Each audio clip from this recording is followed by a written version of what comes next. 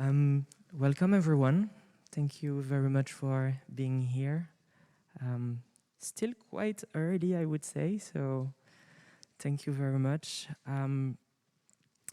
Before presenting our panelists today, or even the concept of this panel, I would like to start actually quoting Adrienne Maree Brown in this book that is called Emergent Strategy.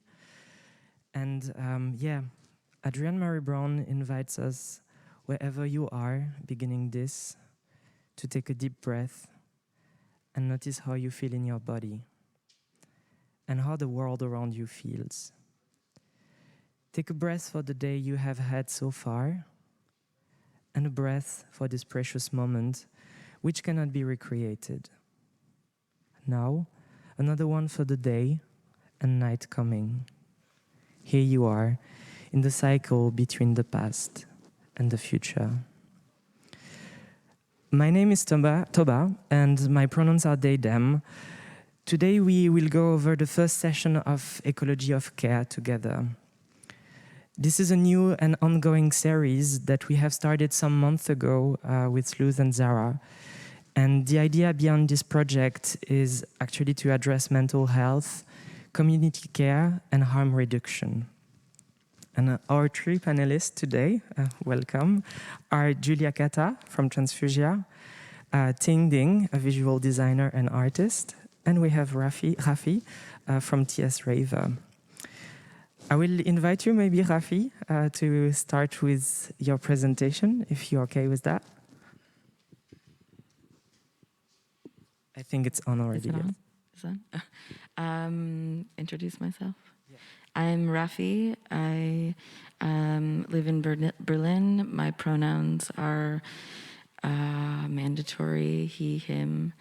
I organize a peer-led harm reduction alliance of queer and trans people in a sort of area of queer parties and raves in Berlin.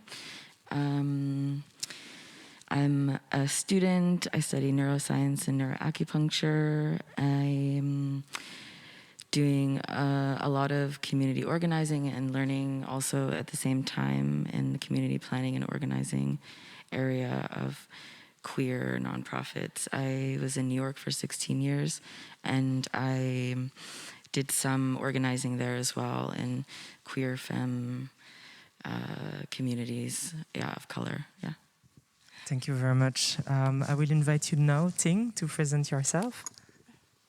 Hi guys, my name is Ting, or Ding Ting, and I'm Canadian Chinese, Chinese-Canadian. I currently live in New York, but I also lived in Berlin for between 2011 to 2015. I am a stats analyst, so I have a lot of experience, 10 years of experience on the online marketing side of things. And I'm also a visual designer and a co-founder of a gender-flexible, sustainable label called Alicja, and which also powers another project called Make Techno Black Again in collaboration with rhythm analyst, writer, theorist DeForest Brand Jr. And basically what I do for the brands that I work with, or rather these projects that I work with, is I try to focus on an empathetic business model, which basically takes the inverse of all of my experience in the business world, and I try to do the opposite of it. So less of that extractive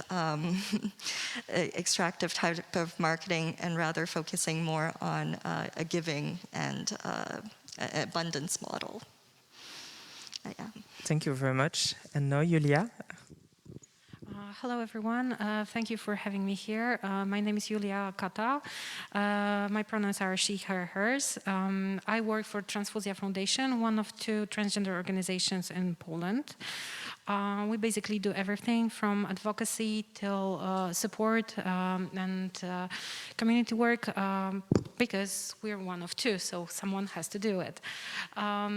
Beside that, I'm also a psychologist. I was co-running the support group for trans and non-binary persons for around 6 years. And during the COVID, I was also co-running the group for the community online because that was the only option. Thank you. Thank you very much to the three of you.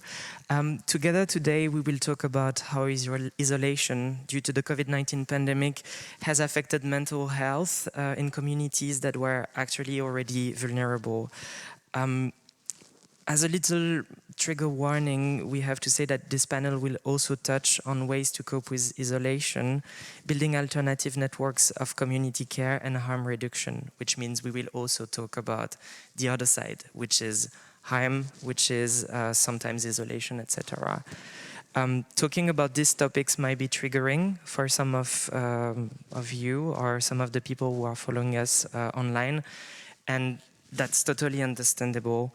If you don't feel well, if you don't feel uncomfortable, you can choose to leave the room at any point. If you are at home right now, you can also choose to just close your computer if it's needed, and that's totally fine. Come back whenever and if you feel ready to, of course.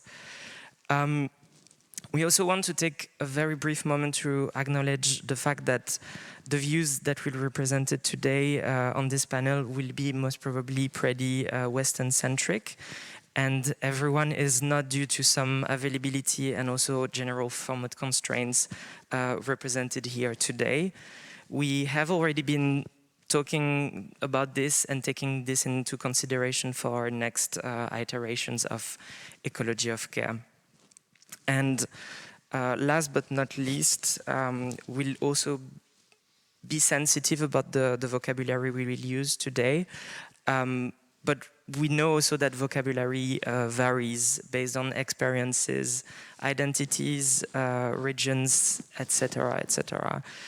So feel free to reach out to us afterwards in person or on online platform if you are at home right now, and therefore you can share some feedback with us. That being said, we can now start with the first question. We really thought that it was important to introduce all these very important topics before talking. So, in your presentation, I think you have addressed already some part of the things like community, harm reduction, care. What we know is that due to COVID-19 and actually the restrictions that were with it, we have lost some places, some community spaces for queer, either it was nightlife spaces like clubs or events, but also daytime like community centers, cultural centers, etc. And it has had an impact, obviously, on mental health in communities, as some of its members were already vulnerable. I would like maybe to start with that and to see, have you noticed things within your own communities? Rafi, would you like to start answering this question? Yes. Yeah. Personally, around me, there's a lot of areas that we could go with with that question. For queer and trans people, from personal experience, the lack of gender affirming surgeries or care definitely has been for me, has impacted me greatly since the ongoing pandemic.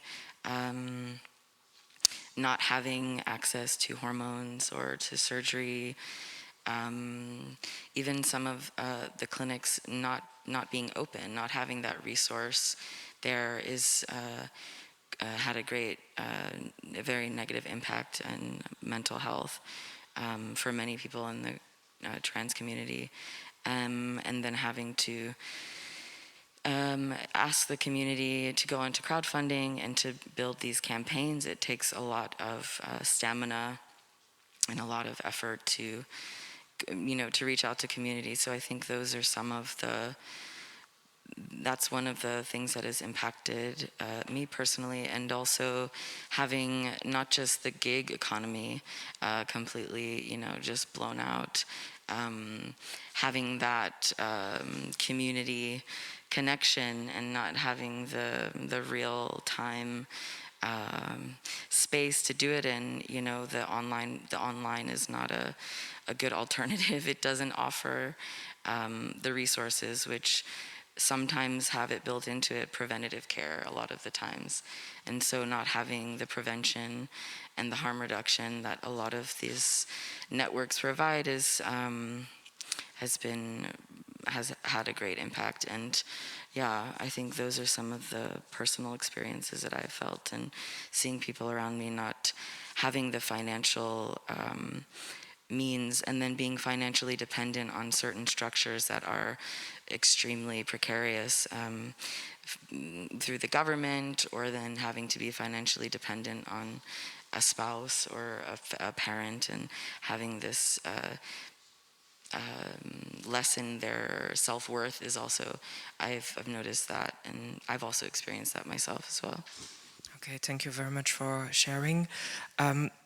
I will go back to this moment where you were talking about online spaces, and Julia also during this, so we had a little breakfast this morning to prepare an exchange, and you are sharing with us your experience of online spaces with the community you work with.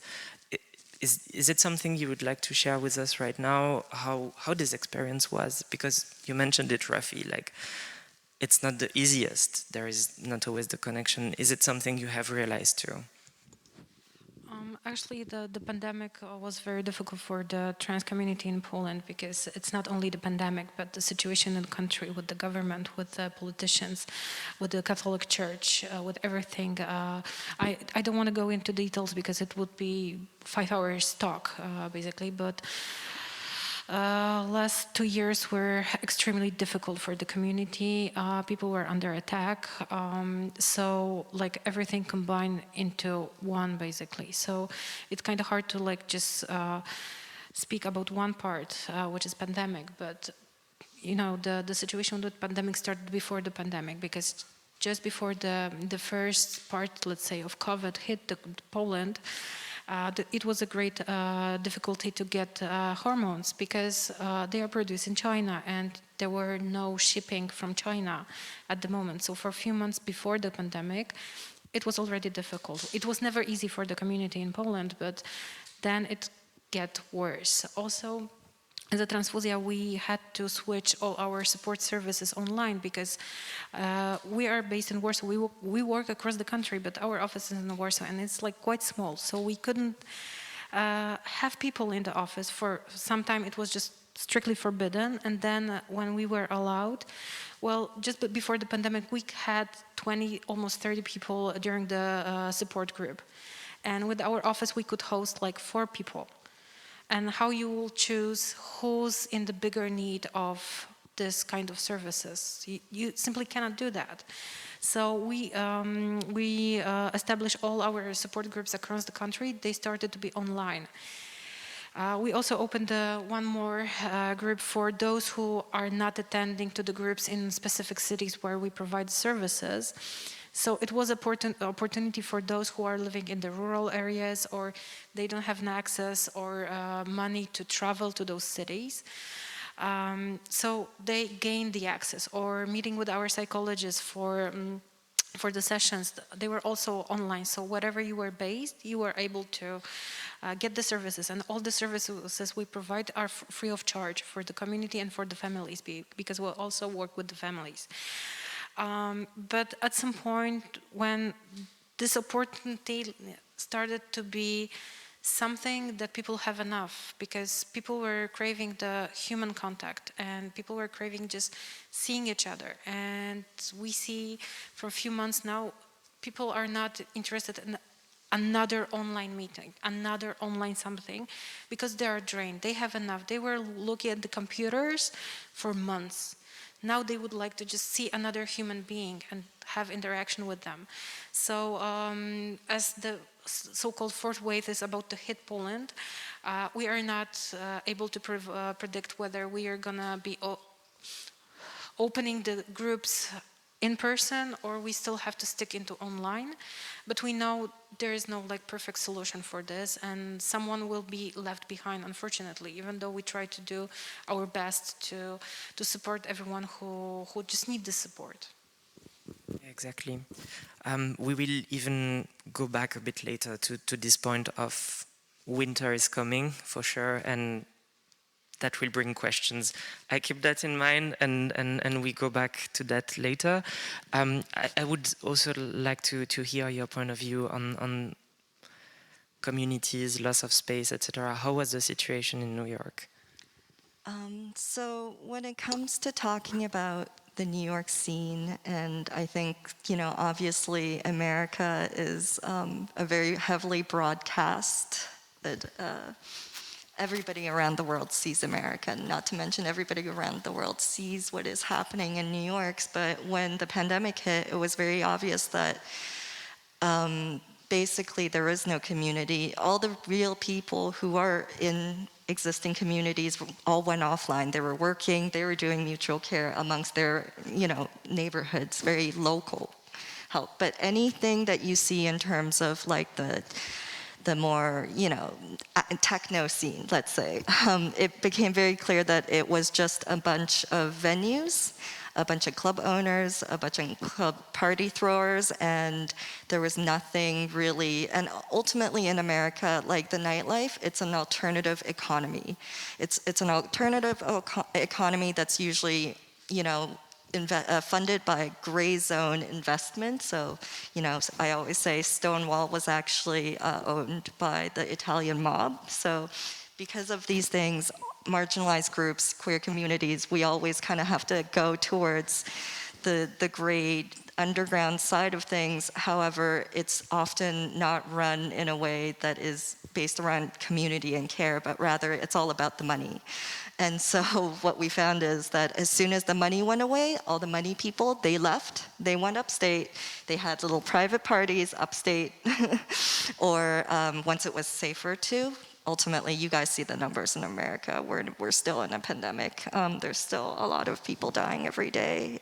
We're not nearly done, and also, what did start happening was fentanyl started creeping into the community, and so we started getting a lot of opioid overdoses. A lot of plague raves started happening as well, often not with enough care or thought put into them. Sure, they might have had some masks, but it wasn't overall. I understood why for some people they needed to get out. However, from a more collective care perspective, Americans behave very Americanly. So they're very individualistically and certainly not on a larger collective mentality. So that was kind of my experience, and it's a little sad to say that I think most people retreated more or less towards their closer friends and families, and outside of the more localized groups that we're doing, but they weren't online, so nobody heard about these people, and they're certainly putting in the work. However, anything that you see online, it's all a giant PR campaign, much like America. Because in America, it's all about racial politics and like real estate. And, when it comes down to even the, say, cabaret law that was overturned in 2017, which allowed for a lot of these larger clubs that we see now that like to sell themselves as a community. But all they did was really push out a lot of the DIY scene around 2015. So the smaller, like Silent Barn, The Glove, Trans-Picos, like all of these smaller collectives, they got pushed out and replaced by these large entertainment industries. Capitalism, here's the capitalism. word for sure. Lots of money. Yes, so yeah, capitalism, governments that are like too close from churches, pandemic, you name it, like we have been facing a lot of challenges over the past months and years now, almost. That's a lot. How can we do you have, any of you around this table, like, how can we take care of our communities, of ourselves, our friends around, and maybe not only our friends, but the friends of friends, or the people who yet don't have access to community because they have came out in the middle of the pandemic without friends around. Like, how can we still, if you have the answer, build these communities? How can we take care of each other? Does any one of you want to start with these questions? Okay, Rafi. It's on, right? I can't hear it. I think when I read this question, I was thinking about the trauma-informed care, and how this as a starting point could be a part of the toolbox that people create for themselves, and sharing that, what that is as a resource. I myself think about that a lot in my studies and in the work that I'm doing, and I think for me personally, everybody is dealing with a different a new environment when the pandemic hit, right? So for me, it was about how do I have a sustainable rhythm doing remote learning with 2 kids, and also I've had job loss, and I'm a chronically disabled queer trans person, and so I went down the list and I was like, okay, like I need to, like I have this in my toolbox, and I need to learn how to wield it like a little bit differently this time. So I think a trauma-informed care, if we take this concept and people in community can use it as a resource to build, like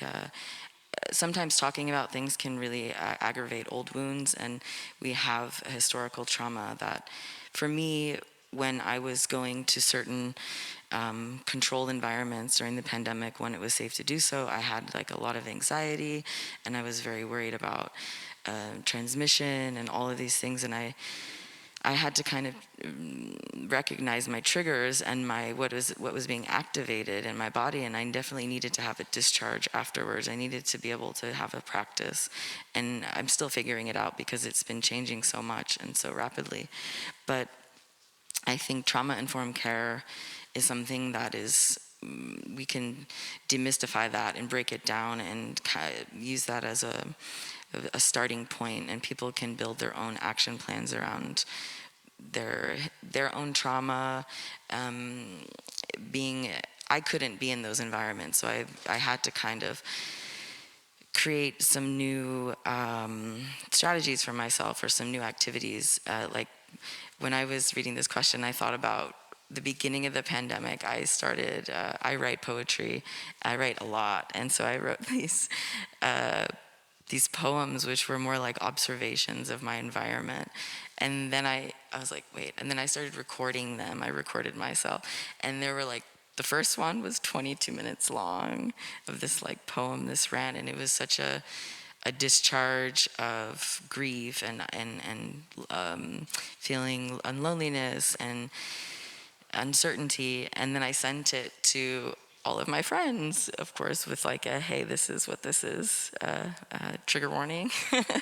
And that was a way that I did some self-care for myself, but also finding a way to connect and isolate. And I think that the pandemic has challenged all of us in a way to realize that there's no one way, there's no sort of like blanket formula on how to live through a pandemic. It's like a new, you write the code new every day, and then it comes again and again. So I think that one of the great things about the crowdfunding, for instance, what I mentioned before, was that this is also a great tool that actually queer community is using to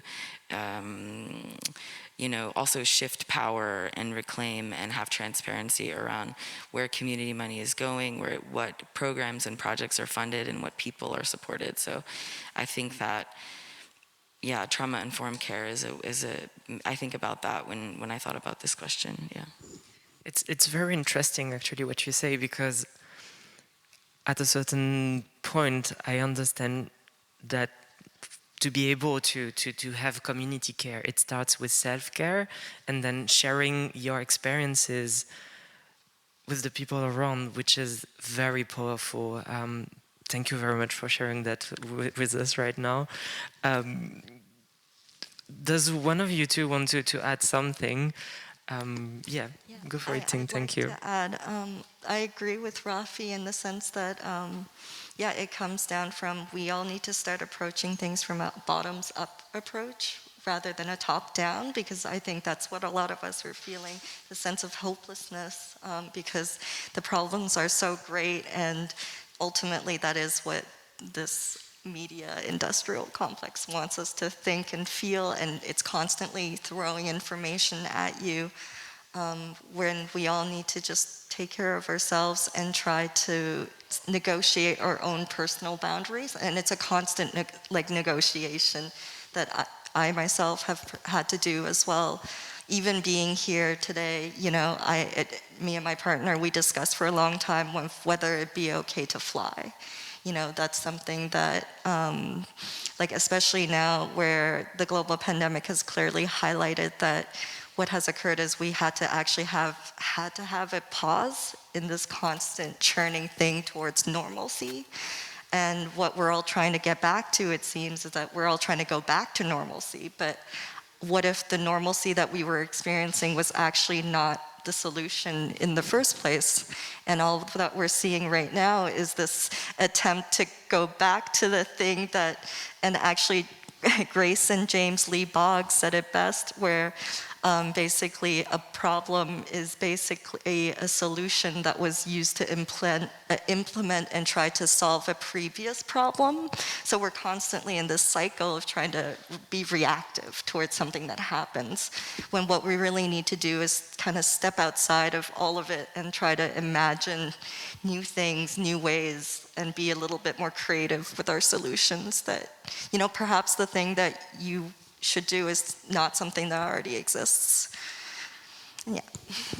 Yeah, that's that's very interesting. It's indeed interesting also to see like the world slowly going back to quote unquote normal, in a sense of going back to what we had before, and just like, do we really want that? No, that's true. And I don't know. This question is open, but do you have already like some ideas, some tips and tricks? I also think about maybe the next generation, because like all around this table, I think we are adults somehow and we have figured out maybe things for ourselves, but how can we first support each other and support the next one? Any idea on the table? I'm blanking, to be honest, on this one, so. Maybe with the younger generation, because like I'm the person in my 30s, I'm the generation who was offline and online. Right now, the younger ones, they're online all the time. So sometimes they don't see the difference between the offline world and the online world. And everything is just like mixed together. And for them, it might be like a little bit easier to be in this situation at some points, but in some points it might be much more difficult right now. You know, in Poland we have this disgusting quote about youth ones and children, that fishes and children don't have a voice, that they are not allowed to speak up for themselves. And we don't listen, we don't let them talk and say what they need. And this has to change, because Rafi said about how difficult it was like having two children with the online schooling. And from the other side, what we see, especially in the last 2 months, that the parents of trans and non-binary kids are saying their children don't want to go back to school. they want to stay online or on individual learning. Why? Because there's a lot of violence. They're not appreciated at school. A lot of schools are saying that we will not use your preferred name or your pronouns because we are not allowed. The law doesn't allow us to do that, which is absolutely not true. It's always, on the personal level, like how much empathy and understand for the second human being you have. So a lot of youth ones, they don't want to go to school. They don't want to be misgendered. They don't want to be treated as this weird person there or the problem for the school. I'm sorry for saying that. So I think this is the wake-up call for us, the adults, that we need really think about the youth ones and what they need, and don't assume we know everything, because we were youth days ago. We don't. So, and what we see as a Trans-Fuzja is like huge demand from the schools for trainings for them. But what we know for many years is never any school in Poland approach us just before, like not knowing they have a trans student there, saying like, okay, we might have a student who didn't came out to us, or maybe next year we will have trans kid at our school. So it would be great to have the knowledge and know what's possible for us, what's not possible, and how we can, manage the situation, and how can we support our student. Never. All the schools that approach us, and we are really grateful they do that, and they try to be supportive, they already have a trans or non-binary student at school. And then they know they have a problem, or they don't know what to do. So I think we have to listen, and we have to sit down and say, like, I don't know everything. This is my time to listen. What do you need? Because I cannot assume I know everything. Rafi? I agree with everything that you say, and I want to boost it.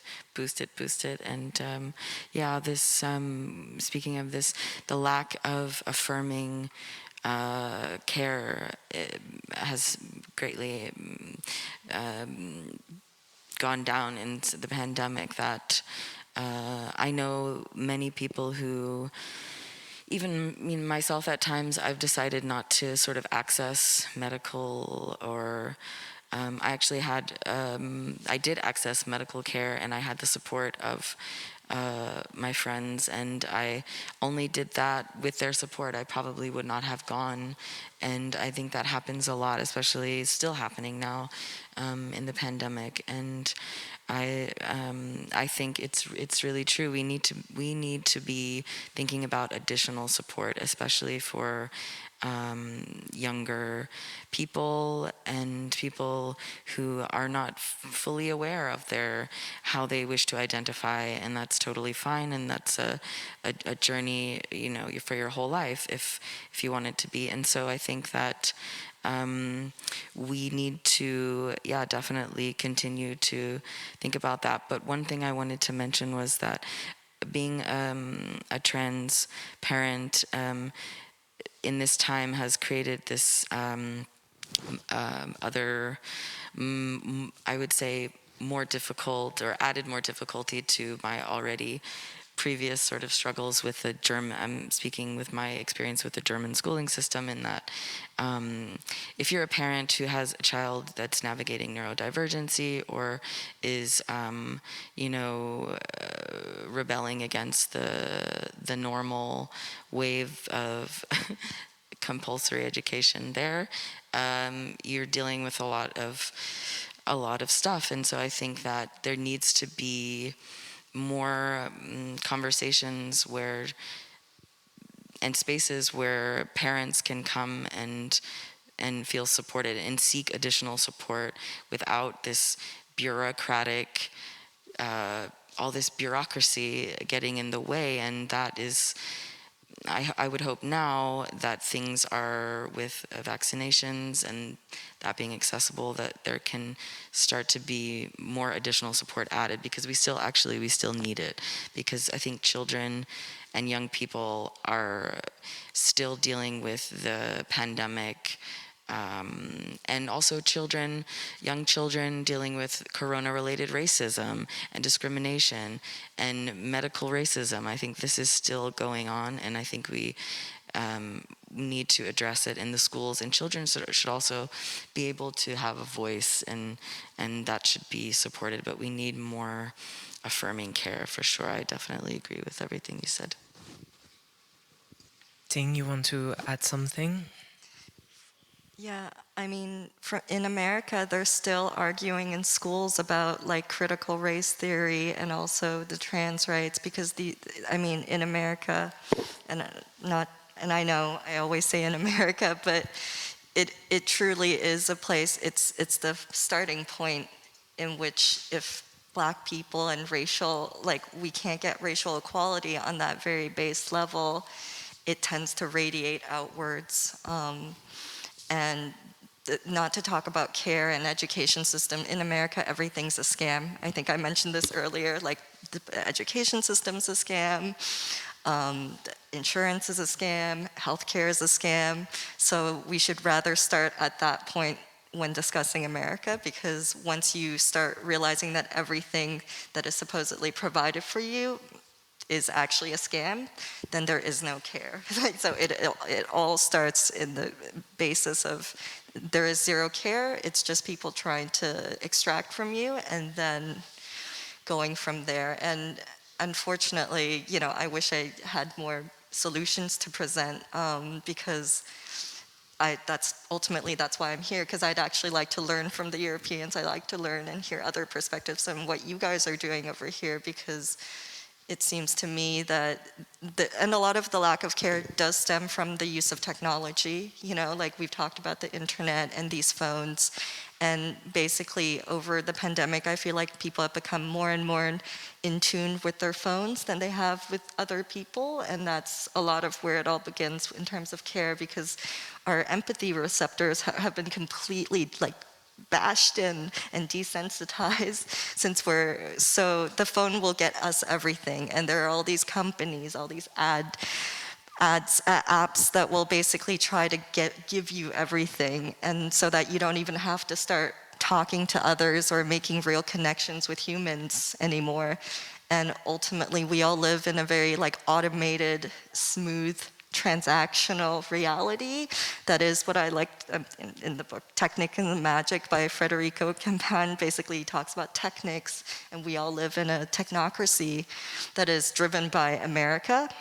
and what we should all be doing is trying to think more about the magical things in which we stop placing as much importance of these terms, because that is what creates the reality around us. The moment we start submitting to these things that we can value and we can count and we can divide and subtract, like economics and math and science and all of these things that we've been told from a Western perspective is what shapes our reality, then we can start to kind of, I guess, dissect a little bit of this reality.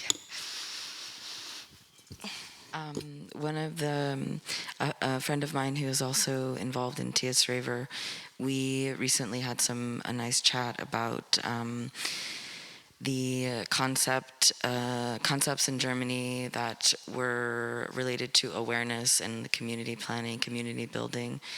And I think the solutions can be, really different depending on the communities. They have to match the needs of the people in the community, and I think that is constantly changing over time, depending on where we're at and where people are at in their lives. But there's this, destabilizing the big power on top by allowing this rotation of people to come in and lead or be a part of the organizing team, and then people go out when they need to, and other people come in, and so you have this exchange, power sharing, and so there's a voice. Each person gets a voice, and it all sounds really ooh, but obviously on a another friend was like, yeah, like maybe awareness is little way stations on the way to utopia or something. But they could go in a lot of directions talking about solutions. But I think the great way to get from theory to practice is to actually start like doing some actions. And I think that is like, you have to fail a little bit better or fail a little bit here and there, and then you sort of readjust as you go. And I think that that's the thing that I'm learning how to do better, I suppose, a little bit, especially with the things that I've been doing in community. And it's a really interesting, I say that like TS Raver only works because it's everybody has like a different communication style, and that really disrupts the power. And you can see it sometimes. People really don't like having their that disrupted, and it's and then it's also really amazing to see what people will do when they have that. And so it's, yeah, I think that those are some ways to kind of shake that up a bit. And I think also communities are different all over globally. Like everybody has their own personal set of needs, and then there's like the community. What does the community want and need, and how can we, come together to share our resources and skills. Skill-oriented sharing is also, I think, a great power that we can wield together. Yeah, I think. Yeah, that's for sure. Like way more flat in our connections with others, and way more, as you mentioned, sharing and not having one powerful person and then a very pyramidal system. I think it brings us also to this question of, we rely a lot on what we know and what we have been told, and what we know and what we have been told is following a very carceral system, where you always have to be perfect, where you always have to be good, the nice one, etc. And if you fail, then you have to be punished. That has a gigantic impact, I think, on our mental health too, is like never being able to fail, and you mentioned it, so that's pretty great. On the other side, when we see something happen, and things can happen in times of crisis, and when there is a mental crisis, obviously, it can go a bit wrong, quote unquote. First reaction of a lot of people is to trust our very racist, transphobic, homophobic institutions, governments, aka the police, yay. Do you have, I think we don't have a lot of time to explain why calling the police is not the right idea, and let's just hope for the fact that everyone in this room and our followers online agree on that. Do you have any way to avoid this? Like, how can we really bring security without calling the people who should be there for that? I would say that fear as a response to someone sharing that they're afraid or may harm themselves is not a wrong reaction to feel in your body, because it's a common thing to not know how to help someone. I think that outsourcing is super dangerous for many reasons, especially marginalized people and people who are already dealing with lots of oppression in their lives. So I think that I say this to people, like if someone comes to you and they've expressed that they are either self-harm or they're being harmed, the best way to build a mutually trusting relationship is to put, healthy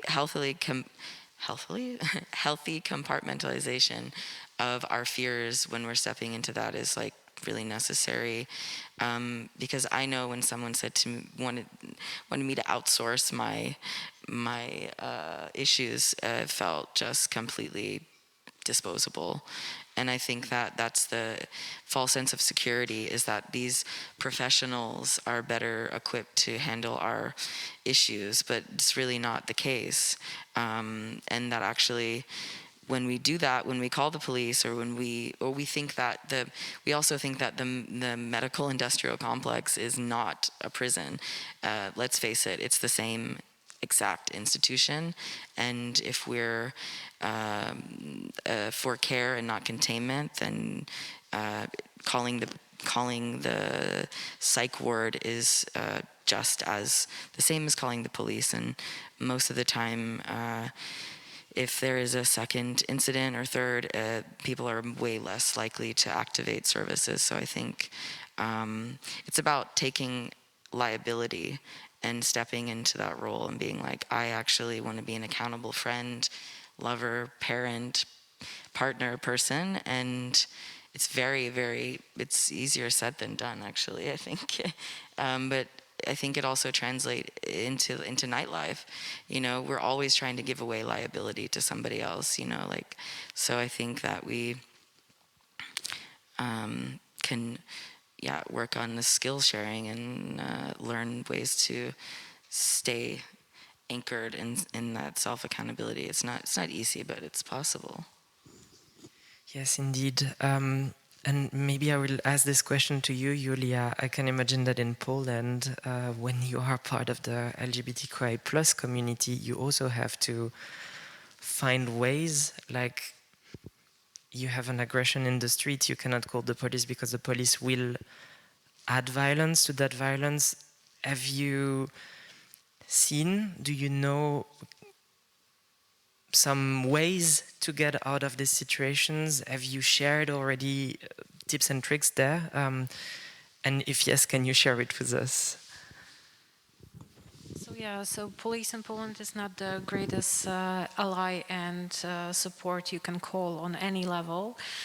Unfortunately, because I remember the times when we actually were delivering training for police officers to, of course, they're not going to be perfect, but at least they will know something. But that's the history, unfortunately. So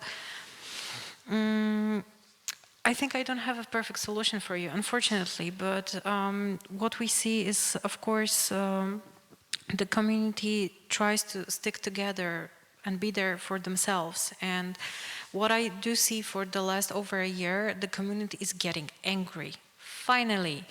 And of course we can say this is difficult emotion, you have to, figure it out, blah, blah, blah. I'm a psychologist and I truly don't believe in that. Like, finally people are getting angry with the amount of hate speech. And remember, we are living in a country where we don't have a hate crime and hate speech regulations, and there is no sexual orientation, gender identity and expression premise in the hate crimes. So even if anything is happening, it will go through, let's say, regular crime box. So the problem is getting the help, especially for the youth ones. So, I'm the part of the problem because I'm the ally and I'm psychologist. So I'm in the structure.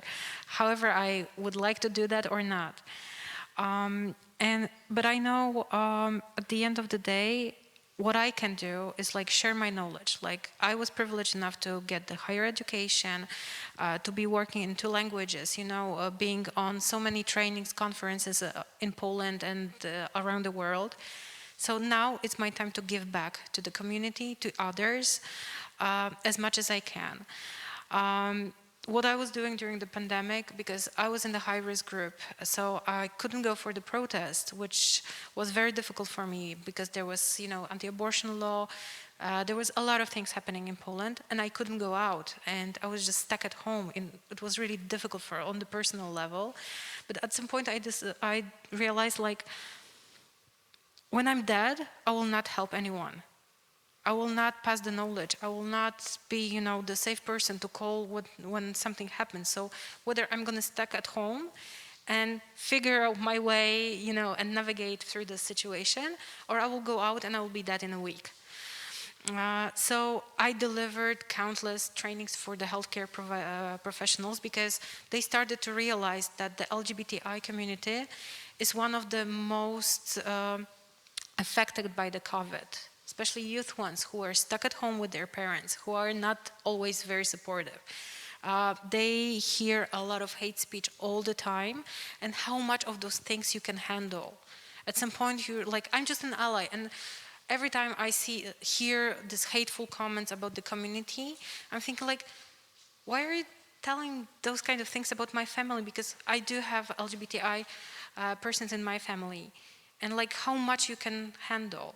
So, so I was trying my best, you know, to make the researches as well, because our like, you know, all those smart people who are on the positions are saying, well, you can tell me that the community is affected, that things are happening. I want hard data. Show me the data, we will talk. Okay, and if you want to talk with me like this, okay, we provide a few researchers which are still, you know, in process of getting the results. So we will have a hard data. But, you know, at the end of the day, I can make research. I can deliver training for the healthcare providers, so they will be, you know, trained. They will have capacity to work with people. And if they are not going to be the greatest allies, the greatest supporters, at least they will not harm. And sometimes, unfortunately, in Polish situation, that's a good thing, and that's enough. But people are getting angry, and they started to organize it. They started to be visible. They started to speak for themselves, because for many years we were laughing that there were only three trans persons in Poland, because there were only 3 people who were openly trans, and they were visible in media, you know, in the TV and so on and so on. And now we can see people who are very active on TikTok, on Instagram. So the others were seeing like, I'm not the only person in the world. There are others there. We can disagree, we can have different opinions, but at the end of the day, I'm not alone. I'm not this only one person in the world who's like this. So, and people are, because unfortunately, the other thing that happened, the TERFs came into Poland quite loudly. And, you know, speaking their transphobic, hateful things. And the community actually started to protest. And because they got some space in one of the biggest newspapers in Poland, saying how they are, you know, like the trans community and being trans is like a threat for the girls and all those narratives. People made like a huge protest in the front of the building, and they started like to make the petitions online, like, you know, to force the newspaper to stop giving the space for TERFs. And I was like so happy, because, you know, people finally felt that this is the time to say this is enough.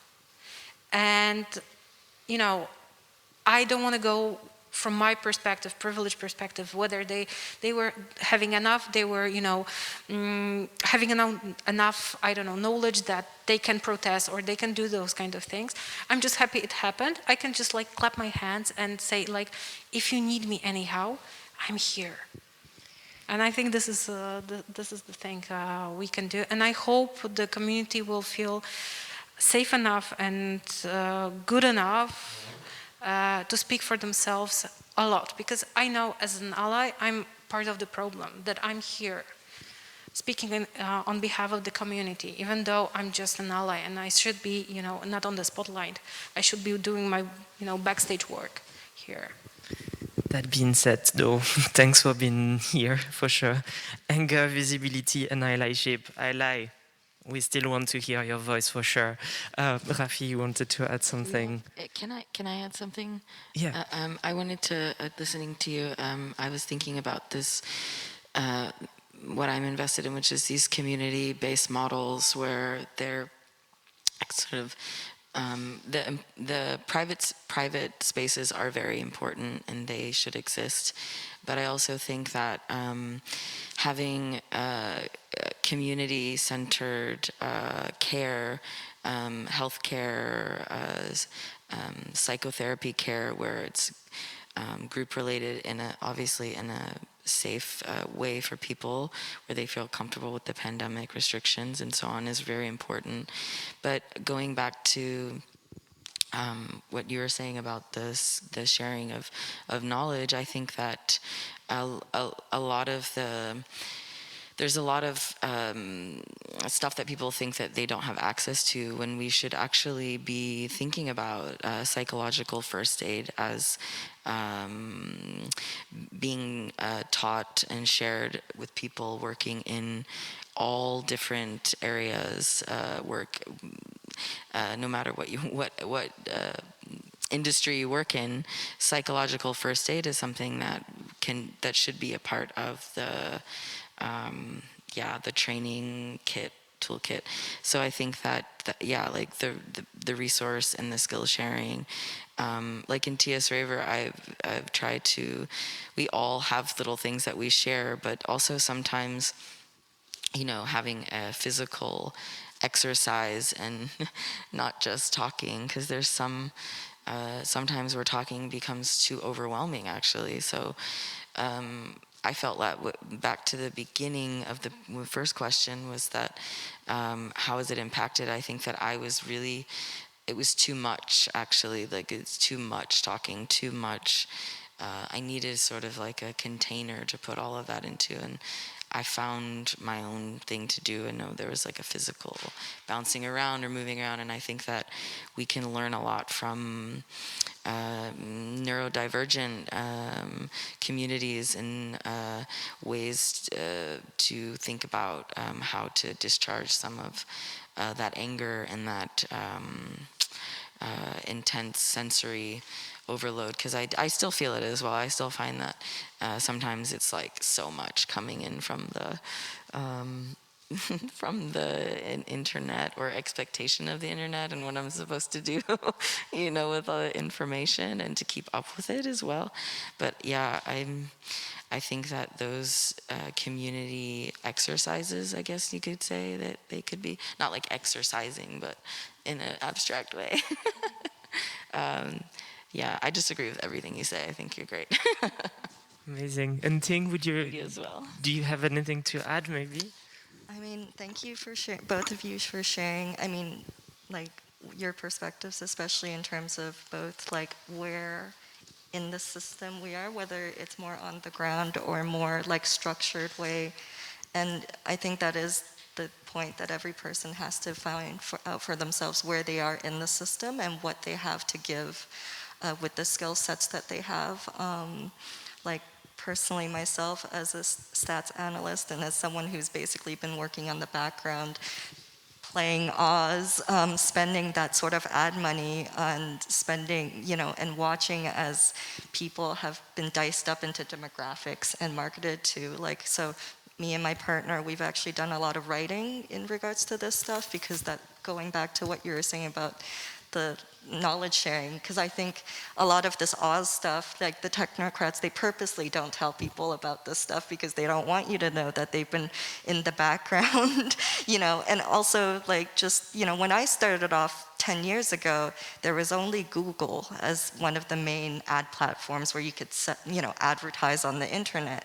And now we're at a point where there are hundreds of platforms. And I've also watched as the users have actually actively signed away their rights, because it's not just the marketers, the users and demographic, the people, they don't want to read those really boring, long, like, agreements. And in Europe, the government has done a little bit better to protect everybody from this. That's why you have to check the marks every time. But over in America, no such thing exists, which is why that, when you go on Instagram now, I think everybody just feels like they're a piece of meat, right? Like, it just feels like a marketplace. And I think that basically trying to, if one has a platform, like with the Make Techno Black again, is to use those platforms to share knowledge rather than to trying to extract, further, and whether it's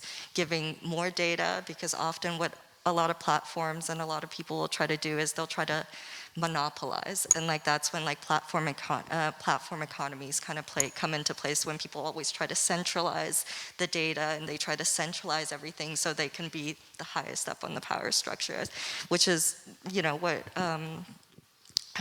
Rafi, was saying about trying to basically flatten these power structures, including online, to make sure that everything's a little bit more decentralized. Because the truth is that we will never be able to decolonize the internet. From the beginning, the internet was a military technology used by the Americans to spy on other countries, and that's the truth. And for as long as we are all interacting in this online space, we all need to keep that in mind when we post content, right? Like every time we make an interaction online, we need to be thinking about and using this technology strategically. Like treat it also as warfare, culture warfare, actually. So a lot of these things that we're talking about, it is truly just culture wars. And so, yeah, I guess that's kind of what I'm always trying to tell people, is to make sure not to get wrapped up by the fake flowers and by the fake social clout. Don't let it get to your head, because it's not real. And there's nothing, material to any of it, but rather making sure that you use your platforms to connect and then to take it offline. Like always, meet the people, and when possible, take it offline.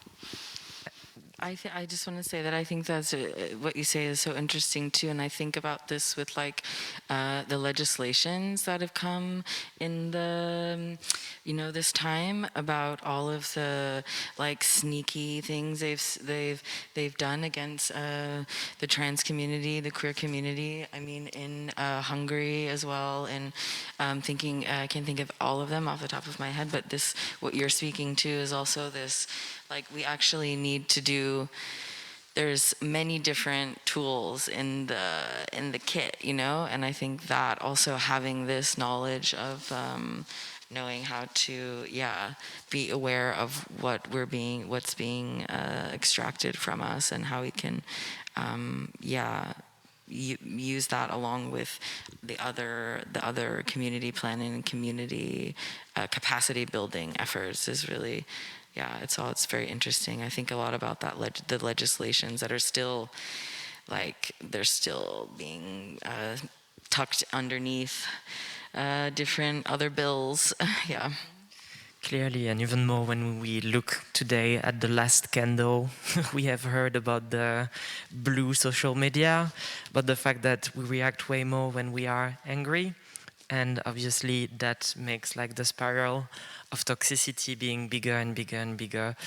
I would love us to continue to talk about this topic, because I think clearly social media have a massive impact on mental health. That being said, we are slowly going to the last question, and I think going back to what you said earlier, Julia, I think this question is really important to know. Okay, winter is coming. Most probably a new wave might come, and if not, another crisis might come, like the financial crisis that is starting to say, hello, I'm here, that no one wants to see, but that is here, might bring us into the next wave of possible shit. The question is then, how can we be prepared? Do you see anything that we can do right here, right now, for the people in the room, people at home, and maybe for our brain to start to think about that, what could we put in place?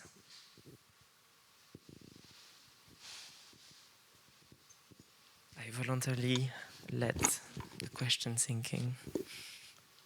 I'm always a big proponent of socialization, even if it's not possible, like we said before, we can't rely on these government structures and these things to tell us what to do, and I think everybody needs to just constantly negotiate their own boundaries and along with others, and to socialize more with humans, and to try to connect more on an offline space when possible, and to constantly check in with people. Don't make assumptions, don't be scared to ask for help, be ready to get all sorts of feedback. It's okay. We need to desocialize ourselves from these phones and really start, tuning ourselves to other humans, because if we don't, then we might as well all be automated machines that are optimized for capitalism. I think the thing that I think about is one that was before, but maybe it's a bit more intense now since the pandemic, is the gaps in which people might deteriorate unseen. And that is, I think, what I'm worried about in regards to community. And I think we can get a little bit more, we can build intimacy through, we can just get really simple about it. Oftentimes you want to navigate all this really intense stuff, and actually the thing that we're trying to get at is quite simple. And it's like, hey, what do you need? I think asking more people like what they need, instead of driving hard with solutions or overload of information, and taking it really slow and being really simple with it. I think that's sometimes the simple thing is the thing we think is not going to work because it's too simple. We need something more intense. But I think a lot of people are feeling a bit anxious and a bit the uncertainty is definitely driving the anxiety up. And so I think in order to maybe create some space around it so it's easier to carry, because it's not just going to go away, is to ask more simplified versions of what we would ask ourselves. Like, hey, ask myself. I do in my head. I mean, maybe not that in that way, phrased in that way, but make a list of it, I guess, of yourself first, and then figure out how you'd. I think sometimes it's easy for us to want to change the world, but I think actually it's kind of foolish idea to think we can change the world. Sometimes we just need to do what's right side by our side. So it could be a start, I suppose. Well, I think it would be nice to be able to change the world, but sometimes I think surviving is just enough to do. I'm thinking about what Tim said, the human connection. Call your friend, ask them if they're okay, if they need something. Don't give them advice. Don't flush them with, all the words. Just say, I'm here for you. Whatever happens, if you want to talk, if you feel like you need talk, or you're feeling that there's something wrong or difficult happening, just call me. We can go grab a coffee, or we can talk on the phone, whatever suits you. I'm just here for you, and just listen. Don't give the great advices, all those things, which are socialized to do.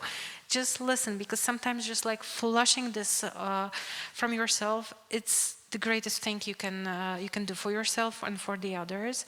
I know it's not easy to receive difficult emotions, difficult content, but if you're feeling like you can do it this for your friends, for those who maybe you don't know them perfectly and they're not your best friends, but they might feel not very well in this situation. And I think it's great to try, maybe go from not your comfort zone, but just explore, maybe think. For instance, me, I tried the hula dance on YouTube because I had, I was stuck at home, so I didn't know what to do with, with the time beside working. So I tried different things. So maybe you can make a list of the things you would like to try, with no pressure that you have to be pro, you have to be super at it. Just try and see how you feel with that, whether it's for you or it's not. Apparently hula dance is not for me, but I tried, and my friends laugh at me terribly, but at least I know this is not for me. But I give it a shot. So you can try do those kind of things, and it's not have to be the huge thing, just one small thing, try and see like how it works. And you can talk with the others, you know, like I tried this, you tried this, and well, maybe you will find, you know, something for yourself there. Small achievable goals. I love this. Yeah, we circle back also to Adrienne Marie Brown to finish it, because yeah, we can start with very small connection, and what happens on a small scale can happen on a bigger scale. Let's try to change our critical connections, and maybe the critical mass will change. It's a perfect way to open this discussion to kind of hope. Thank you very much for that. Thank you. You cannot really see it, but maybe you can hear it. I'm smiling a lot under this mask. Thanks to the three of you. So I think it's time now maybe to open the room for questions, if I'm right. I don't know if we have a mic for that. We have a mic for that. Amazing, great. I think if you have a question in the room, you can holla at us. I also think that some people might have been writing on Discord right now.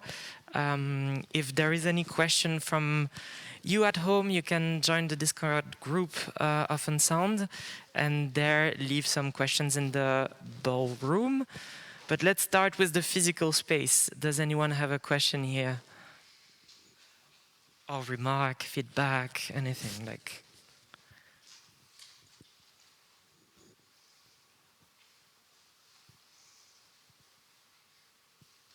I think we have one question here, front. Thank you. Yeah, thank you so much for this talk. It was really, really beautiful to hear so much care and love coming from these four people. Yeah, so thank you for all of what you put in. It's not so much a question, actually, but it's maybe a contribution as to something that was helpful throughout the pandemic for my community, that maybe it's also good to share resources. Yeah, there's this disability activist and writer Mia Mingus in the States who talks about, or like has written the concept about community care pods, and this is something that we implemented in our community, like putting people into groups of about 4 or 5 people, not necessarily closest friends. It can also be people that they don't know very well, and it comes back to something that you were saying, Julia, about not like the type of listening that you do, because the idea is to do a sharing circle in which each person takes 5 or 10 minutes just to talk for that time. And you actually, like the other people in the group don't have to do any feedback, don't have to do anything, just empathetically listen and be there with them. And it can be online or in the real, like, physical space. Yeah, and at the start it can be quite awkward to just talk for so long with nothing to say, but actually it's very often very therapeutic, because you just offload all of this stuff and some things come out that you don't even know that were maybe like upsetting you or whatever. So yeah, that's a resource I would love to share with everyone at home and in the room. Thank you very much, and actually you make a great transition to an information I wanted to share before the end, is the fact that we will open on Discord a channel within Unsound Festival that will be called Ecology of Care, where we will share resources. We invite you also to do so, and please share this resource with us there if you agree. Because yes, I've heard about these care pods, and yeah, again, we start small and then get bigger if we can. Thank you very much. Do you want to react to this? Maybe does anyone of you have additional thing to say about care pods? Just thank you for sharing. Yeah, thank you. Definitely. Okay, then next questions, if we have any.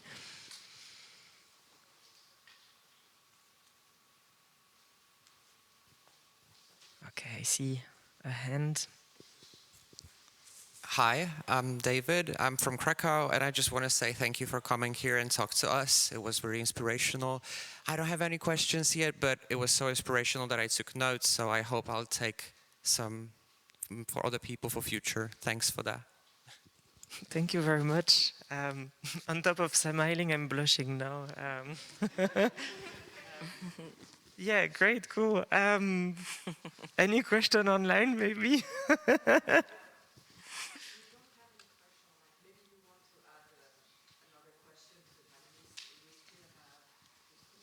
Okay, I have a list of questions here, so I'm ready. So we talked about what can come. Yeah, I have another one actually that we didn't really touch upon, which is this. For instance, Sarah Ahmed has developed this idea of the promise of happiness and this kind of toxic positivity, and even more during these very hard times. I have heard so many colleagues telling me, like, I have that at home, but I didn't want to share it with anyone on another Zoom call. And so we were just like entertaining each other on Zoom, always smiling, have fun, woo. And obviously, like the Skype arrows, like we're great, but how can we, if you have any idea, can be there to be positive when needed and when we need to cheer us up, but also how can we make sure that we are not missing on some parts, on some things that are maybe harder, but that needs to go out. So going back to the toxic positivity, I think, obviously coming from America, that is a very American trait. I know other cultures, like Julia was saying, in Poland, everyone likes to kind of complain about things a little bit. But, on one hand, yes, okay, negativity, but on the other hand, at least people are expressing themselves and letting out those emotions. And I think that that's something that Americans really have to work on, their toxic positivity, because it's very repressive. And it comes out in a lot of other ways, and especially when it comes to Zoom and being at work, or if you are honestly as privileged to have a working from home type of job where you're able to stay at home and be on these Zoom calls. Fun fact, Stanford researchers have actually found that the Zoom calls actually trigger a fight or flight reaction in humans, because we are not meant to look at screens with human faces at that size so close to us, which is why, so if a lot of you feel kind of weird when you see those faces, you should minimize the size of the screen and, at best even try to remove it altogether. Stick to vocal calls, audio calls if you can. But yeah, ultimately, in order to kind of have a balance, I would say, in terms of both expressing, I do think, and this is part of the being human, right? Like, it's okay to show emotions, and I think that that's it. Like fuck a professionalism. Even during at work, back when I actually had to quit my day job during this pandemic, because that was part of my own self-care. As someone who worked for these tech companies, I was seeing a direct correlation with my sales numbers in regards to the number of deaths. So, as people were online more, as more people were dying, people at my work were happy that we were making more sales, and for me, I could not stand this anymore. And even at work, I was the person speaking up at meetings, kind of bringing up that point, being like, guys, perhaps we shouldn't celebrate these things. Perhaps we need to consider what this means on a more human level. So I think that it's okay to talk about it. It's okay to show emotions when you talk to people. I think that that's what makes us human. And if the other person isn't ready to receive or, respect that as well, of course. Everyone has their own personal boundaries in terms of what it is. But it is a constant negotiation. And we need to be really flexible when it comes to dealing with other people, because everybody will have different levels of comfort when it comes to things and sharing emotions as well. Yeah. Thank you. Yeah, I think that the toxic positivity is so funny. It makes me laugh a bit. So certain people, based on their the way they navigate the world and their experience with certain people.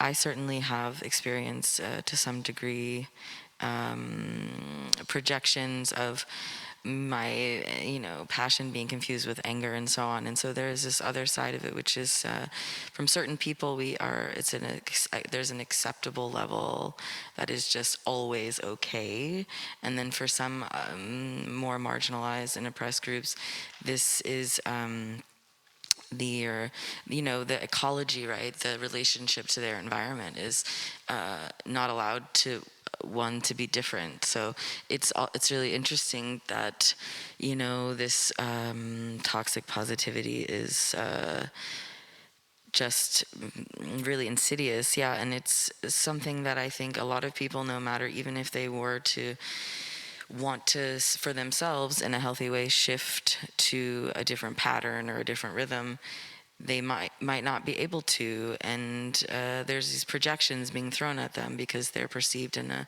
certain way, or their historical trauma or the pain they've experienced has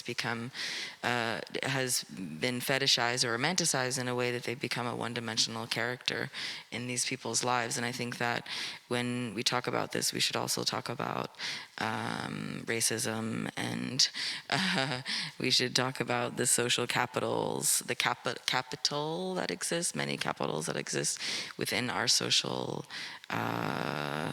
organizing. And toxic positivity is very insidious. I've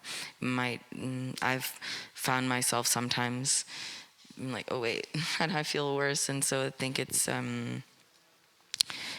maybe with the internet and with the social media, it's super easy to get sucked in. But yeah, I think that seeing and appreciating people as complex in their environment, and that the fluctuation, like you said, the humanness is that we are all going to be going through many states of chaos, and maybe during the day or the week or the whatever, and to be able to have some kind of a little safety net around us that is going to support the lows and the peaks and the valleys. I think it's really important too. Yeah. Yes, definitely. We sadly have to stop here, but clearly let's be emotional. Let's allow ourselves to be.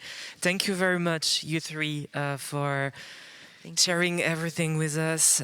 Ting, Rafi, Julia, really thank you. Thank you everyone in the room. Thank you to everyone at home. And yes, also thank you to Unsound, especially Alicia, Michel, Matt, and Gosia for your time, your patience, your trust, your support, etc., etc. We continue on Sunday, Ecology of Care, and on Discord. I don't know if it has started right now, if it will start a bit later. Thank you very much. But yeah, we still connect with each other. Thank you very much. Have a nice day and enjoy the festival.